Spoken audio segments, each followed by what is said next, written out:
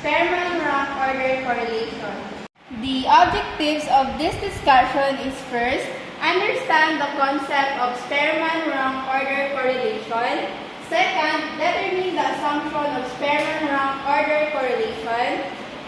Third, solving Sperman rank order correlation by manual computation. And last, perform the Sperman rank order correlation using SPSS statistics. Good day everyone, I am T. Margaret Amsol, the first reporter, and this is my topic. The topic is what is Sperman rank order correlation and who is Charles Sperman? The Sperman rank order correlation is denoted by R sub S, or the Greek letter P pronounced RHO. RHO is used to represent population correlation. Sperman rank order correlation is also a non-parametric test used to find out if there is a significant relationship between two variables, the dependent and independent variables. Sperman's correlation coefficient, P also signified by R sub S, measures the strength and direction of association between two rank variables. When you use Sperman rank correlation, when you have two rank variables and you want to see whether the two variables covary, whether as one variable increases the other variables, tends to increase or decrease. Charles Sperman, father of classical test theory. Also, Charles Sperman is a person who is able to solve where questions on an aptitude or normally ability test has a higher intelligence when compared to a person who is able to solve less questions. An English psychologist has a paper of factor analysis and for Sperman's rank correlation coefficient. You will know more about Sperman rank order correlation in the next reporter. Good day everyone, I'm Gentleman Di Blasi and I'm the next reporter. My report is about what value can the Sperman correlation coefficient R sub S take. The Sperman correlation coefficient R sub S can take value from positive 1 to negative 1. A R sub S of positive 1 indicate a perfect association of rank. A R sub S of 0 indicate no association between rank, and R sub S of negative 1 indicate a perfect negative association of rank. The closer R sub S is to 0, the weaker the association between the ranks. Kung mas rapid ang R sub S sa value nga 0, mas nagawik ang association between ranks. Hi everyone! My name is Marian Estanyol. Before we start, I have one question for you. What is correlation? Correlation is a coefficient measures the extent to which the two variables tend to change together. The coefficient describes both the strength and the direction of the relationship, or statistical technique used to determine the degree to which the two variables are related. What is the major difference between the Pearson and Sperman correlation? Pearson correlation evaluates the linear relationship between two continuous variables, and Sperman correlation evaluates the monotonic relationship. The Sperman correlation coefficient is based on the rank values for each variable rather than the raw data. The term monotonic relationship is a statistical definition that is used to describe a scenario in which the size of one variable increases as the other variables also increases, where the size of one variable increases as the other variable also decreases. Good day everyone, my name is Aranjoy Caballo, the next reporter. The monotonic and non-monotonic relationship. Monotonic relationship is a relationship between two variables where the increase or decrease in one variable corresponds to a consistent increase or decrease in other variable. Non-monotonic relationship means it doesn't move in the same direction. The term monotonic relationship is a statistical definition that is used to describe a scenario in which the non-linear monotonic relationship ang kita nyo nga wala man tana gid tadlong pero ga-increase o ga-decrease mga tana. So, consider mga tana nga monotonic relationship. Next one is the monotonic direct relationship. This ang tadlong nga tana mura nga monotonic direct relationship tana. This one is non-monotonic relationship. Non-monotonic tana kay di mo ma-differentiate kung naga-increase or naga-decrease tana. For example is amo dya ang data na. Ang x na is 2, 4, 8, 12, and 14. Ang y na 6, 9, 15, 18, and 24. So, batang natin dyan sa may graph. 2 and 4, 2 and 6 rather. Yeah. Tapos 4 and 9.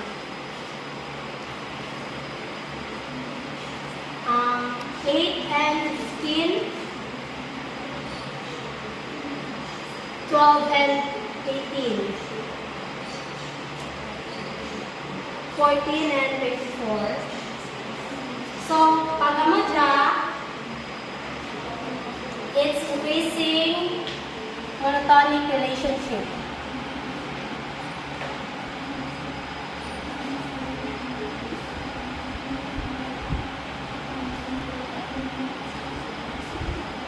Another example is ang x is 2, ang 6, 8, 12, and 3. The y is 24, 7, 24, 18, 12, and 16. Apo, batang taman dyan na sa my graph. 2 and 27. The 6 and 24.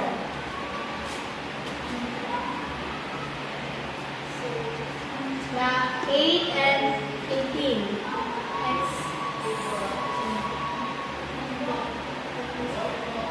12 and 12. The 3 and 16.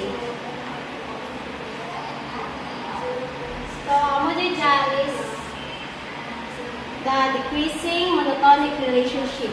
Kaya ka-decrease ka na counted na.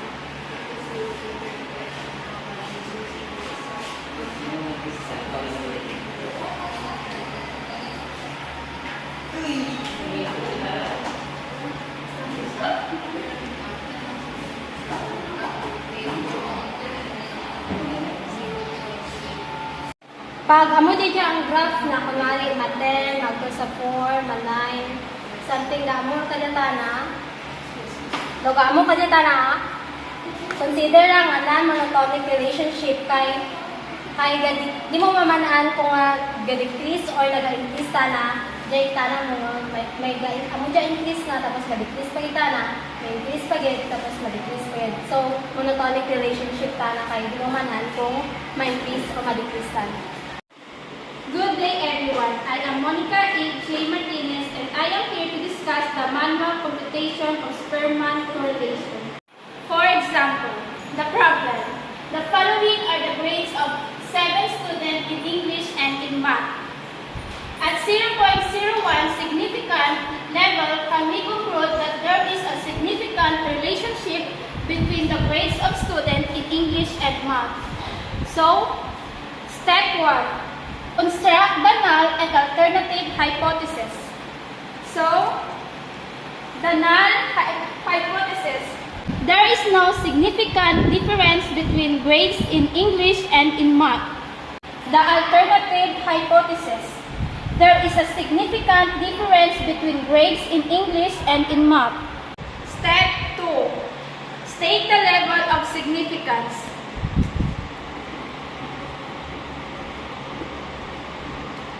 Alpha equals 0.01.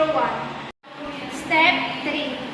Calculate the degree of the freedom and determine the critical value of T or T critical.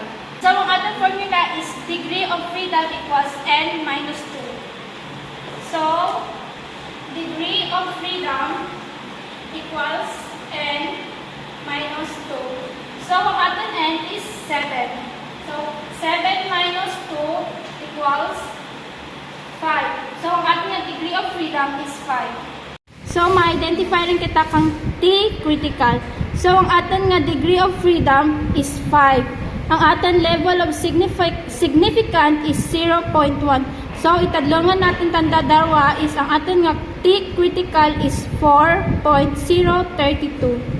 Good day everyone, I am Mariel Nahe and I am going to continue the computation in Sperman rank order correlation. So, Continue natin, step 4, compute for the value of Sperman. So, among dyan data natin. So, balaan natin ang R sub x or rank of x, which is the I.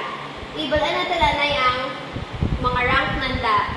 So, number 1 natin is ja, 1, 2, 3, 4, 5, 6, 7. Tapos, isaylo natin na dya. 1, 3, 6, 2, 4, 5, and 7. Ang next natin is, bala natin ang rank of y, which is ang sa math nga variables natin. So, ang 1 is 2,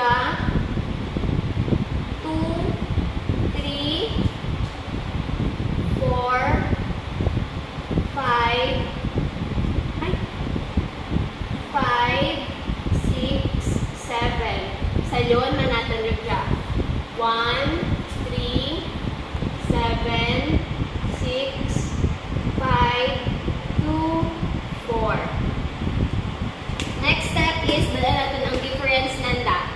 7 minus 1 is 6.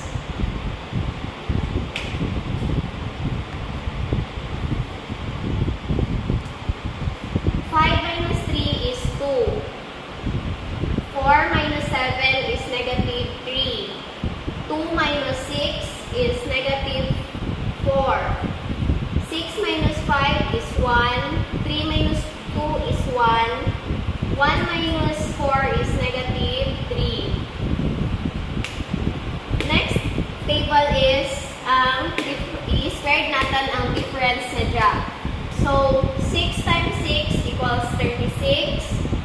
2 times 2 equals 4. Negative 3 times negative 3 is 9. Negative 4 times negative 4 is 16.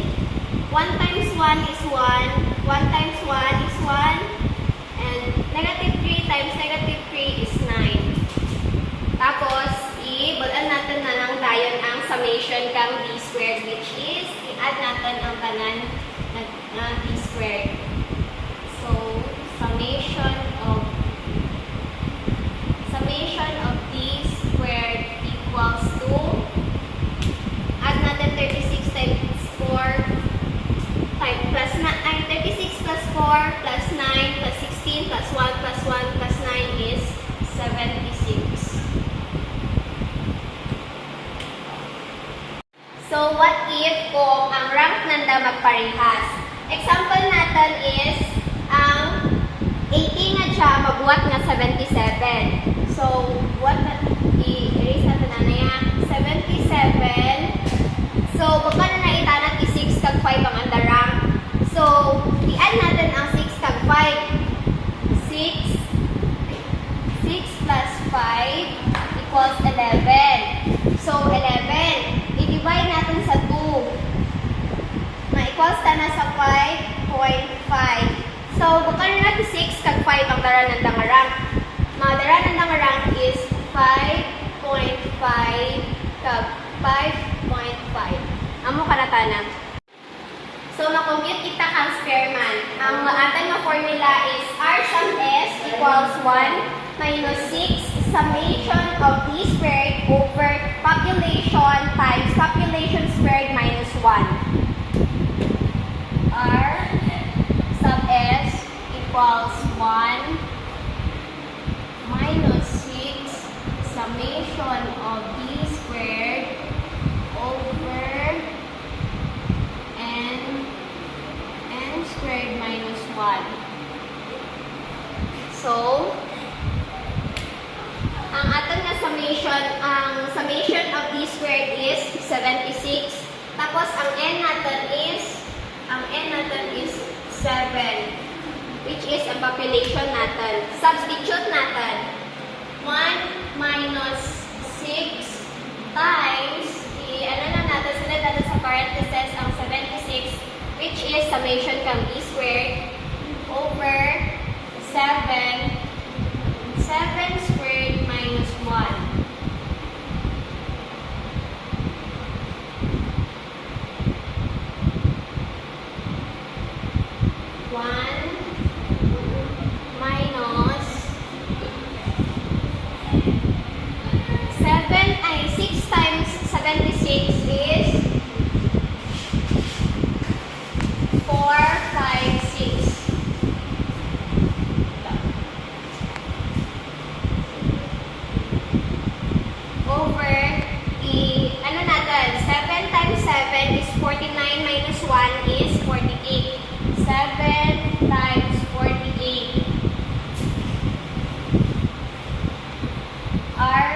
sub S 1 minus 4, 5, 6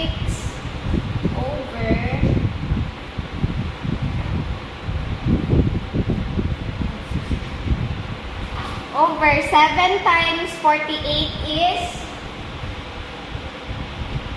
336. So, divide natin sanda. Copy ano yung 1 lang.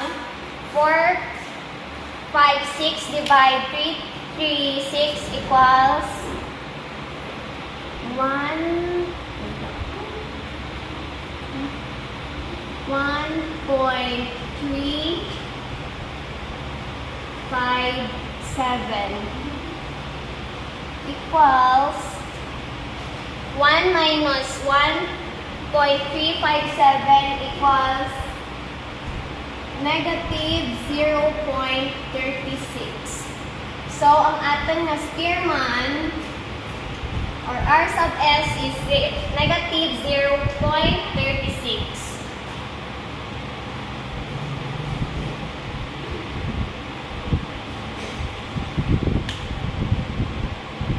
Proceed kita sa step 5. Calculate the t-value then determine the incision. T-value or test value. So, gamit kita kang formula. Gamit kita ang formula na t-value equals Sperman square root of n minus 2 over square root of 1 minus Sperman squared.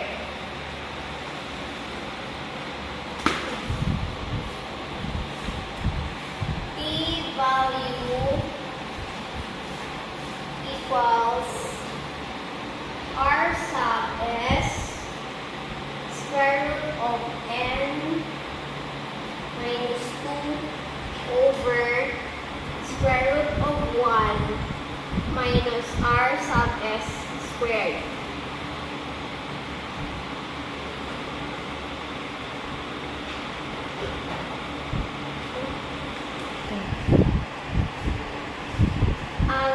Ang Sperman natin kay Ina is R sub S equals negative 0.36 pag ang N natin is 7. So, substitute natin negative 0.36 square root of 7 minus 2 over square root of 1 minus negative 0.36 squared. Negative 0.36. 7 minus 2 is 5. Ang square root ng 5 is 2.236.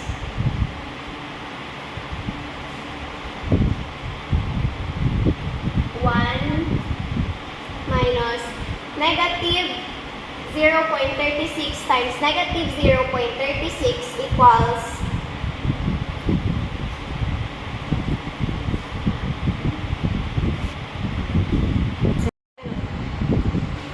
so negative 0.36 times negative 0.36 equals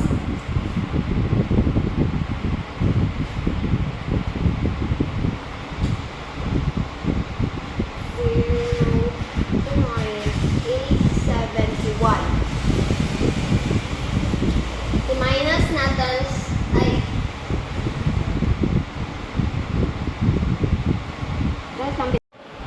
so, next is i-ano natin, copy natin. Negative 0.36 ang 7 minus 2 equals 5. I-diretso na lang natin. 5, square root ng 5 is 2.236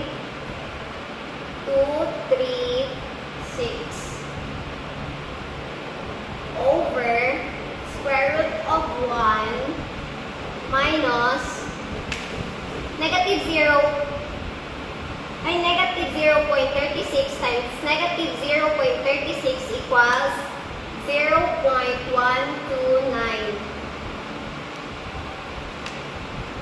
Next is negative 0.36.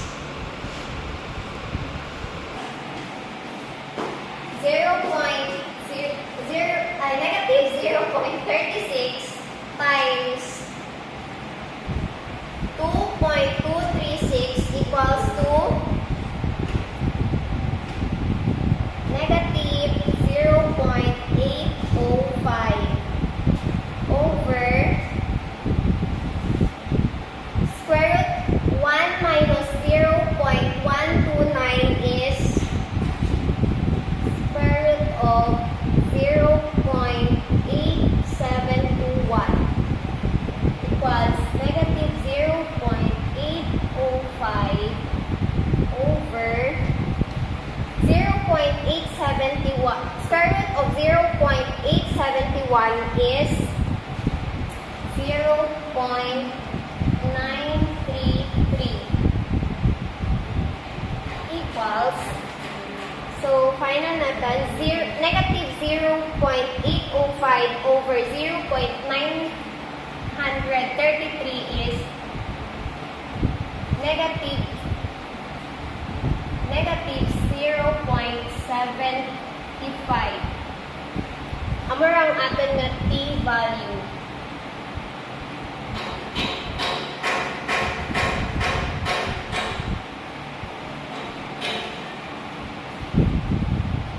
So, may statement nga i-determine natin ang andang nga decision. So, how to determine the decision? Negative 0.75 i-compare natin sa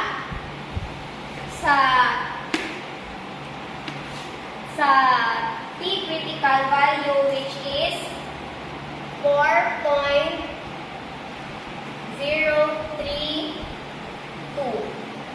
Amo dyan ang t-critical.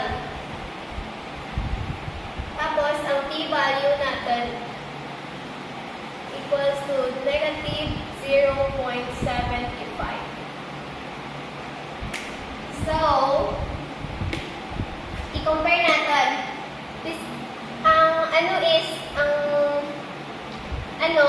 Kung mag-compare kita, is na negative dyan, i-positive lang natin para sa ma-compare lang at kita. So, kung i-compare natin, diin ang mas taas dyan.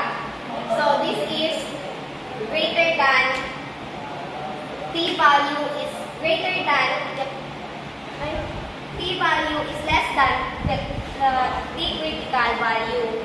So, ang atin na decision is, do not reject the null hypothesis. Step 6 is state the conclusion. Para sa pag-state ng final conclusion is, may kita nga, answer the following question.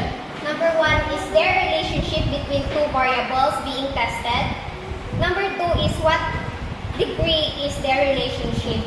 So, mag-state kita kang conclusion, ang atin na decision kaina is do not reject the null hypothesis. So, ang atin na Sperman is negative 0.36. So, ang atin na conclusion is there is no significant difference between the grades of English and Math. What degree is the relationship na is the relationship is like negative correlation. Diyan kita malantaw sa atin nga value. Ang atin nga value is negative 0.36. Diyan na para na bilog. So, slight or definite but small relationship.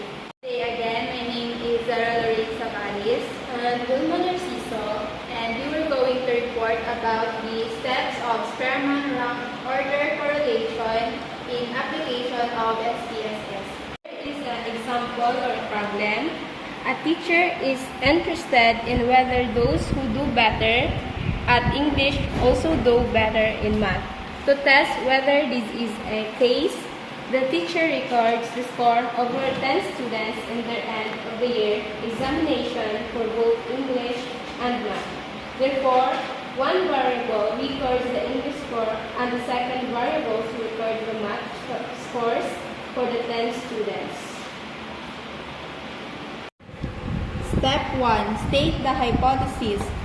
Ang anang H1 or alternative hypothesis is there is significant difference between math and English marks.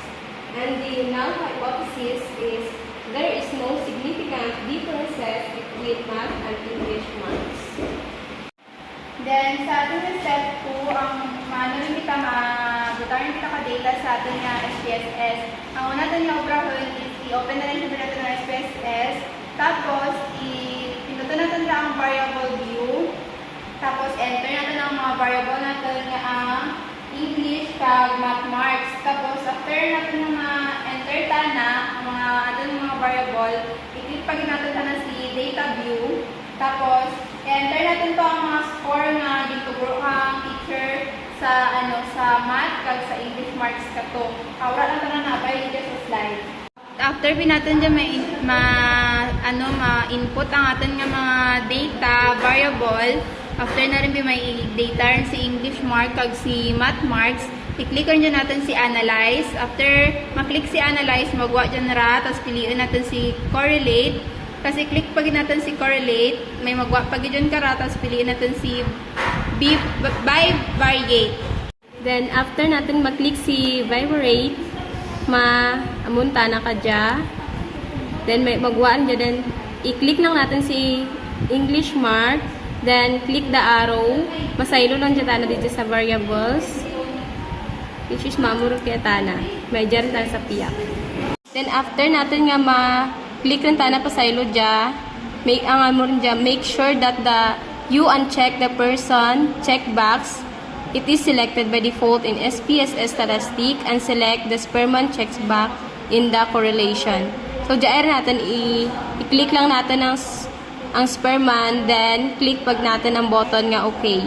Amo dun dyan naka-check rin tayo sa Sperman, tapos click the OK button, then this will generate the result. So, kung i-click na dyan ang OK button, amor niyang magwa. Amor dyan ang output.